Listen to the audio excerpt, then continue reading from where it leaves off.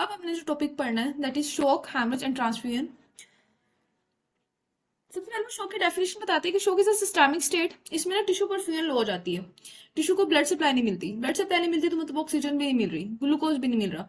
तो सेल्स जो है ना पहले एरोबिक से एनारोबिक मेटाबॉलिज्म में चले जाएंगे, और जब एनारोबिक मेटाबॉलिज्म होगा तो लैक्टिक एसिड बनेगा, लैक्टिक एसिड अकोमुलेट होना शुरू हो जाएगा।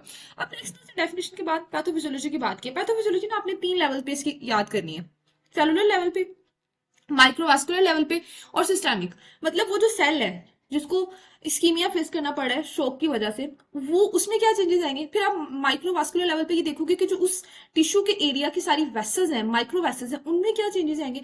उसके बाद आप सिस्टेमिक में ये देखोगे कि ओवरऑल पूरी बॉडी जो है उसमें क्या चेंजेस आएंगे इस शॉक की वजह से। ठीक है, इस तरह 3 लेवल पे आपने इसकी पैथोफिजियोलॉजी याद करनी है। सबसे पहले सेलुलर की वो बात करता है, तो मैंने बताया कि जब इस्कीमिया होगा सेल्स को ऑक्सीजन नहीं मिलेगी। तो पहले तो जब ऑक्सीजन की कमी होती है, ग्लूकोज अभी थोड़ा बहुत होता है सेल के पास, ऑक्सीजन की कमी हो जाती है, तो सेल ना एनारोबिक मेटाबॉलिज्म पे शिफ्ट हो जाता है, क्योंकि एनारोबिक में ऑक्सीजन नहीं चाहिए होती। फिर एनारोबिक की वजह से लैक्टिक एसिड जमा होता रहता है, मेटाबॉलिक एसिडोसिस हो जाता है। लेकिन फिर टाइम आता है कि ग्लूकोज भी खत्म, अब सेल के पास ग्लूकोज भी नहीं है, तो अब एनारोबिक भी नहीं चल सकता, क्योंकि ग्लूकोज ही नहीं है तो किसको मेटाबोलाइज करेगा। अब एनारोबिक भी रुक जाएगा। जब एनारोबिक भी रुक जाएगा ना, तो जो थोड़ा बहुत एटीपी बन रहा था वो भी नहीं बनेगा, तो सोडियम पोटाशियम पंप फेल हो जाएंगे, काम नहीं कर पाएंगे। जब ये काम नहीं करेंगे तो जो ये सोडियम पोटाशियम पंप होते हैं, ये ना सिर्फ प्लाज्मा मेम्ब्रेन में होते हैं बल्कि अंदर जो ऑर्गेनेलिज है सेल की, उनकी भी मेम्ब्रेन्स में होते हैं। तो ऑर्गेनेलिज पे ये इफेक्ट आएगा, तो जो लाइसोसोम है, वो डिस्टर्ब होना शुरू हो जाएंगे, और अपने जो इंजाइम्स है उनके पास, ऑटो डाइजेस्टिव इंजाइम, वो रिलीज होना शुरू हो जाएंगे सेल में। ये जो इंजाइम सेल में रिलीज होंगे सेल की लाइसिस करवाएंगे। अब सेल के अंदर पोटाशियम ज्यादा होता है, क्योंकि पोटाशियम एक इंट्रासेलुलर आयन है। जब सेल का लाइसिस होगा तो पोटाशियम बाहर सर्कुलेशन में रिलीज होना शुरू हो जाएगा। तो सेलुलर लेवल पे 2 चेंजेस हमने पढ़े। ये क्यों नहीं काम कर रहा।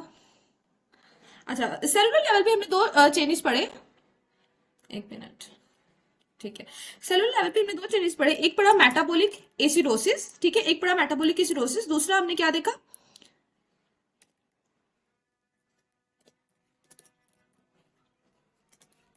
हाइपरक्लीमिया। ये 2 चेंजेस आए, मेटाबॉलिक क्योंकि लैक्टिक एसिड बन रहा था, हाइपरक्लीमिया हुआ क्योंकि जो सेल के अंदर का सारा पोटाशियम था अब वो ब्लड स्ट्रीम में आ गया। चलिए आगे बात करते हैं माइक्रोवास्कुलर, यानी उस टिश्यू में जो वेसल्स थी उनके साथ क्या हुआ। अब जैसे ही सेल जो थे वहां पर टिश्यूज के, उनमें जब इस्कीमिया हुआ, हाइपोक्सिया हुआ, एसिडोसिस शुरू हो गया, मेटाबॉलिक एसिडोसिस, इन सब चेंजेस की वजह से ना उन्होंने क्या किया, कॉम्प्लीमेंट सिस्टम को, इम्यून सिस्टम को और कोएगुलेटिव जो सिस्टम है उन सबको एक्टिवेट कर दिया। आप लोग को याद है मैंने ना आपको मेटाबॉलिक रिस्पॉन्स टू इंजरी वाला चैप्टर पढ़ाया था, उसमें भी देखा था कि जब भी टिश्यू पे, बॉडी पे स्ट्रेस होती है ना, तो स्ट्रेस की वजह से क्या होता है, उस स्ट्रेस की वजह से क्या होता है, एक तो इम्यून सिस्टम एक्टिवेट होता है, दूसरा कोएगुलेशन सिस्टम एक्टिवेट हो जाता है, क्योंकि वहां पर जो साइटोकाइन्स बनते हैं ना, वो कोएगुलेशन सिस्टम को भी एक्टिवेट करवा देते हैं, और फर्दर वो एंडोथेलियल जो सेल्स हैं ब्लड वेसल के, उनको डैमेज करना शुरू कर देंगे। तो अब एंडोथेलियल जो सेल्स हैं ब्लड वेसल के, वो डैमेज होना शुरू हो जाएंगे।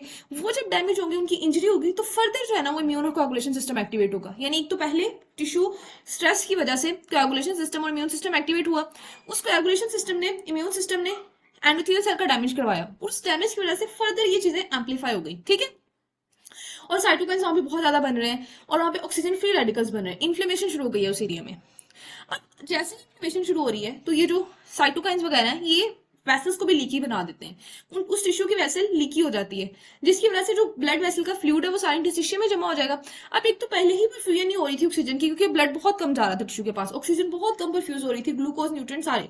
अब एक और वहां पर एडीमा जमा हो गया, यानी ब्लड वेसल के और उस टिश्यू के दरमियान एडिमा आ गया है, तो उस वजह से फर्दर जो है ना वो परफ्यूजन गिर जाएगी, फर्दर हाइपोक्सिया होगा, और हाइपोक्सिया फर्दर होगा, और सिस्टेमिक हाइपरक्लीमिया और एसिडोसिस जो है ये वर्सन होते रहेंगे। तो माइक्रोवास्कुलर लेवल पे आपने देखा कि एंडोथेलियल सेल डैमेज होने की वजह से एक तो एम्पलीफाई होती हैं चीजें, कोएगुलेशन एम्पलीफाई होती है, और जो है वो इम्यून सिस्टम एक्टिवेशन, इन्फ्लेमेशन।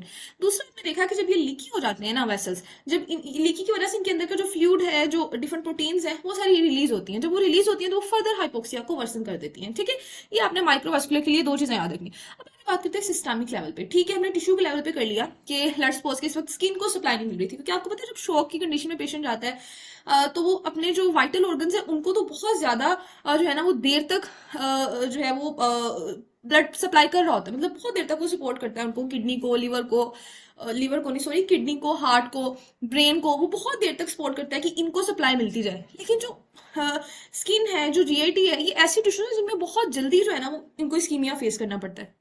तो ये वाली टिश्यू है, इन ये क्या करते जाएंगे, मेटाबॉलिक एसिडोसिस और हाइपरकैलेमिया। अब देखते हैं कि पूरे सिस्टम पे, पूरी बॉडी पे क्या इफेक्ट आ रहा है। सबसे पहले वो कार्डियोवास्कुलर सिस्टम की बात करते हैं कि कार्डियोवास्कुलर सिस्टम में ना प्रीलोड और आफ्टरलोड डिक्रीज कर गए क्योंकि बॉडी का वॉल्यूम कम हो गया, सर्कुलेटरी वॉल्यूम, हाइपोवोलीमिया में है इस वक्त।